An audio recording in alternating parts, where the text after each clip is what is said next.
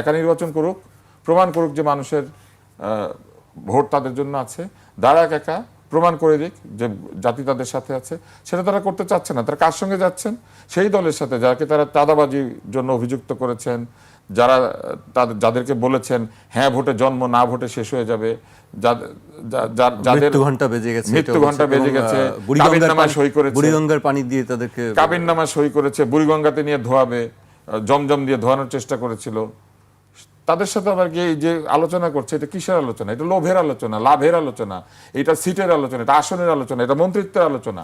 কোথায় লাখ লাখ ছেলে মেয়ের চাকরি, কোথায় লাখ লাখ ছেলে মেয়ের বৈষম্যহীন সমাজের প্রতিষ্ঠা? বরং এই যে অন্য দলের মধ্যে কোটা নিয়ে ঢুকে পড়া এবং অন্য দলের মার্কা ব্যবহার করা অথবা অন্য দলের ভোটার ব্যবহার করে নিজেকে বিজয়ী করার চেষ্টা, এইটাই তো কোটা।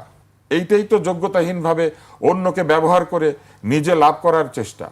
নিজের যোগ্যতায় জ্বলে ওঠেন, হ্যাঁ, আপন শক্তিতে জ্বলে ওঠেন। জি, আমরা তো এটা দেখতে চেয়েছি।